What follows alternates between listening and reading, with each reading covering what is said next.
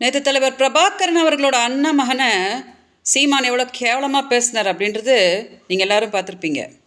சீமானுக்கு கோவம் வந்தால் தலைவர் பிரபாகரன் அவர்களே அவரோட உருவத்தை கேலி பண்ணும் விதமாக குண்டமக அப்படின்னு தான் என்கிட்ட கேவலமாக பேசுவார். அந்த மாதிரி சீமான் என்கிட்ட ஃபோனில் பேசியிருக்கிற பல ஆடியோஸை நான் 2011 அஇஅதிமுகவோட காலகட்டத்தில் சீமான் மேலே போய் கம்ப்ளைண்ட் கொடுத்தேன் இல்லையா, அப்போது தலைவர் பிரபாகரனை எவ்வளோ கொச்சையாக பேசியிருக்கார் பாருங்க அப்படின்னு அந்த ஆடியோ கூட நான் காவல்துறைக்கிட்ட காட்டினேன். அவங்களுக்கே ஆச்சரியமாகி போச்சு.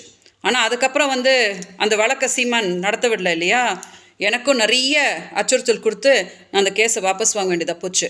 அதனால் அந்த ஃபோனையும் அப்படியே காவல்துறைக்கிட்டே மாட்டிக்கிச்சு.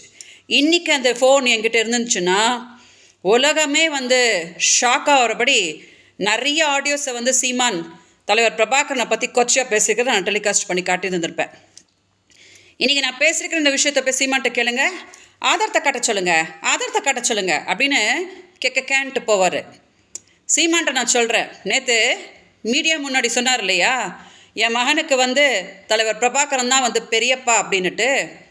அந்த குழந்தை மேலே சத்தியம் பண்ணி சொல்லுங்கள் சீமான், தலைவர் பிரபாகரனை நீங்கள் பாடி ஷேமிங் பண்ணுற விதமாக குண்டமக அப்படின்னு நீங்கள் சொன்னதே கிடையாது அப்படின்னு சத்தியம் பண்ணி சொல்லுங்கள்.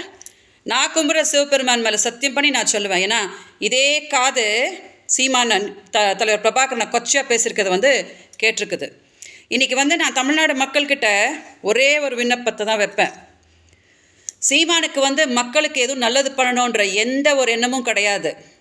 அரசை துன்படுத்திக்கிட்டு மக்களை ஏமாற்றிக்கிட்டு தலைவர் பிரபாகரனை கொச்சப்படுத்திக்கிட்டு சீமானுக்கு இருக்கிற ஒரே நோக்கன்றது பணம் பண்ணுறது மட்டும்தான். எல்லாரையும் கொச்சப்படுத்திட்டு இன்றைக்கி தமிழ் பொண்ணு அவரோட சுயநலத்துக்கு நீ என்னோடய தமிழ் மக்கள் கூடயே வாழ விடாமல் கர்நாடகாவில் எப்படி நான் துன்பப்படுத்திட்டுருக்கேன்றது நீங்கள் எல்லாம் பார்த்துட்டு தான் இருக்கீங்க. அதனால் நான் என்ன கேட்குறேன் தெரியுமா, எல்லார் வாழ்க்கையும் சீரழிச்சிட்டு மக்கள்கிட்ட போய் ஓட்டு கேட்டு மக்கள் ஓட்டு போட்டுட்டாங்கன்னா நம்ம முதலமைச்சர் ஆகலாம் அப்படின்னு சீமான் நினைக்கிறாரு இல்லையா, அதுக்கு சரியான பதிலடி நீங்கள் தான் கொடுக்க முடியும். அதனால் தயவு செஞ்சு என்னை நேசிக்கிறவங்க யாரும் சீமானை ஆதரிக்காதீங்க.